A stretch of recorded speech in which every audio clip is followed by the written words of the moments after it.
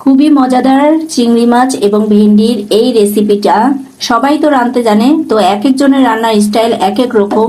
তো আমি যেভাবে করে রান্না করেছি এটা খুবই টেস্টি ও মজাদার হয়। তো এইভাবে যদি কোনো বন্ধুরা ট্রাই করতে চাও তাহলে চলো পুরো ভিডিওটি দেখে আসি, খারাপ লাগবে না, খুবই টেস্টি এবং এরকম ভেন্ডির রেসিপি থাকলে আর কিছুই লাগে না। বন্ধুরা কেমন আছো সবাই?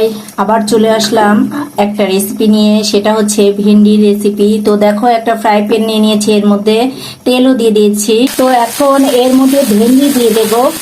তো ভেন্ডিটা দিয়ে দিয়েছি, এখন আমি এর মধ্যে একটু লবণ দিয়ে দেবো, দিয়ে ভেন্ডিটা একটু ভাজবো। এরপরে দিয়ে দেবো একটু হলুদ, দিয়ে ভেন্ডিটা ভেজে নেবো। তাহলে এর মধ্যে যে একটা বিগলা বিগলা ভাবটা আছে সেটা চলে যাবে। এই তো ভেন্ডিটা ভাজা হয়ে গেছে, এখন আমি এটা উঠায় নেব। এই তো ফ্রাই প্যানটা আবার নিয়ে নিয়েছি, এর মধ্যে এখন আমি একটু তেল দিয়ে দেব। এখন আমি কিছু পেঁয়াজ এবং চিংড়ি মাছটা দিয়ে দেব, এগুলো একটু ভেজে নেব। এরপরে অল্প পরিমাণে লবণ দেব, যেহেতু ভেন্ডিটা লবণ দিয়ে ভেজেছিলাম। এখন অল্প পরিমাণে আদা রসুনের পেস্ট দিয়ে এটা একটু ভালোভাবে নেড়ে চেড়ে নেব। এরপরে একটু পানি দিয়ে দেব, যাতে মশলা দেব এখন এটা পুড়ে না যায়। এরপরে দিয়ে দেব হলুদ, দেব মরিচ, এগুলো সব এখন ভালোভাবে কষায় নেব। এই তো খুব ভালোভাবে এখন আমার এইগুলো মশলাগুলো কষায় নেওয়া শেষ। এখন আমি ভেন্ডিটা দিয়ে দেব। এখন এই ভেন্ডিটা মশলার সাথে আবারও একটু ভালোভাবে কষায় নেব।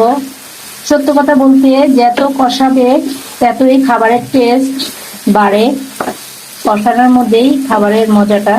তো আমি এখন খুব ভালোভাবে কষায় নেব। এই তো খুব ভালোভাবে কষিয়ে নিয়েছি, দেখো কালারটা কত সুন্দর হয়েছে। এখন আমি পানি দিয়ে দেব। এই তো ভেন্ডিটা ফুটে গেছে, আমি এখন এর মধ্যে দিয়ে দিব কিছু টমেটো,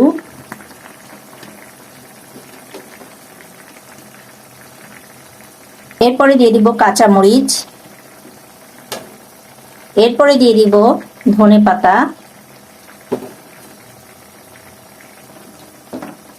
দিয়ে একটু হালকা ভাবে নেড়ে চেড়ে এটা এখন ঢাকা দিয়ে রেখে দেব।